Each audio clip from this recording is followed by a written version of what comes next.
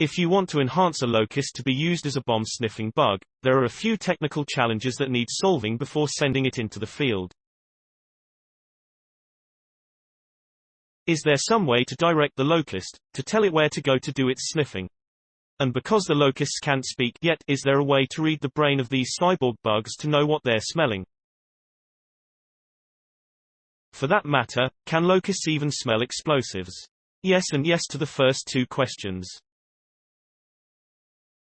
Previous research from Washington University in St. Louis has demonstrated both the ability to control the locusts and the ability to read their brains, so to speak, to discern what it is they are smelling.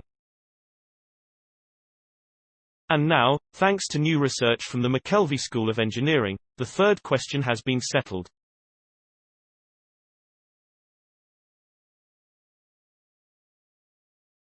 The answer, again, yes.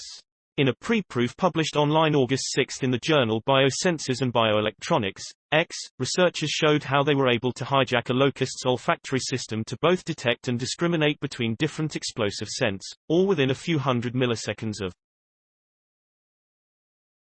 They were also able to optimize a previously developed biorobotic sensing system that could detect the locust's firing neurons and convey that information in a way that told researchers about the smells the locusts were sensing.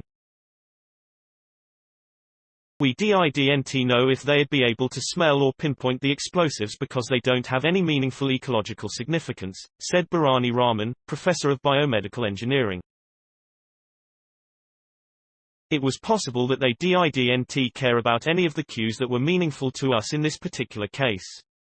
Previous work in Raman's lab led to the discovery that the locust olfactory system could be decoded as an Oravans logical operation. This allowed researchers to determine what a locust was smelling in different contexts.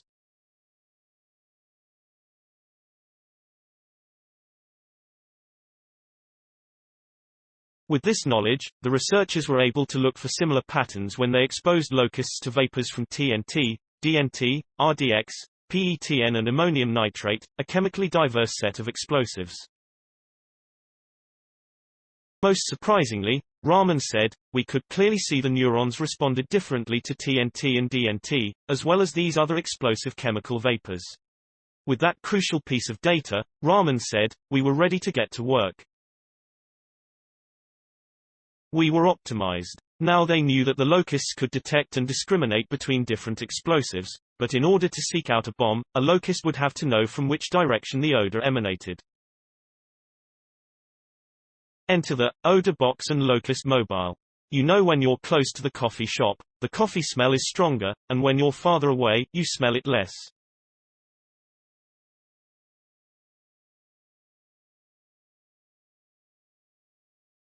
That's what we were looking at, Raman said.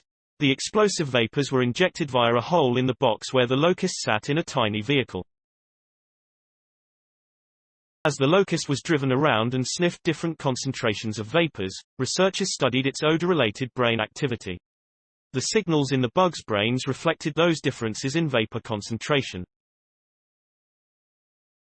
The next step was to optimize the system for transmitting the locust's brain activity.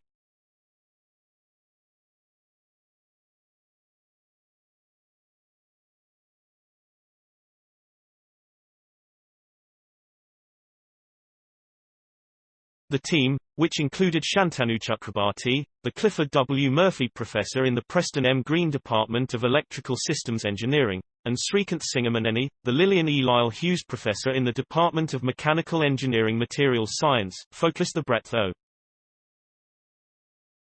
In order to do the least harm to the locusts, and to keep them stable in order to accurately record their neural activity, the team came up with a new surgical procedure to attach electrodes that didn't hinder the locust's movement. With their new instrumentation in place, the neuronal activity of a locust exposed to an explosive smell was resolved into a discernible odor-specific pattern within 500 milliseconds.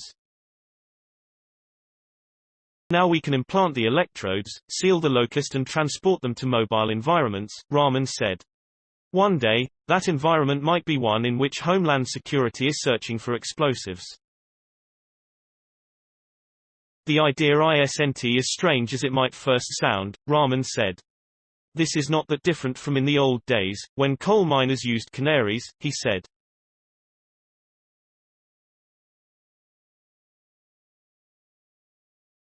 People use pigs for finding truffles. It's a similar approach, using a biological organism. This is just a bit more sophisticated. Quote, please support my channel to grow by pressing subscribe button and the bell icon. We will notify you new tech videos. Thank you.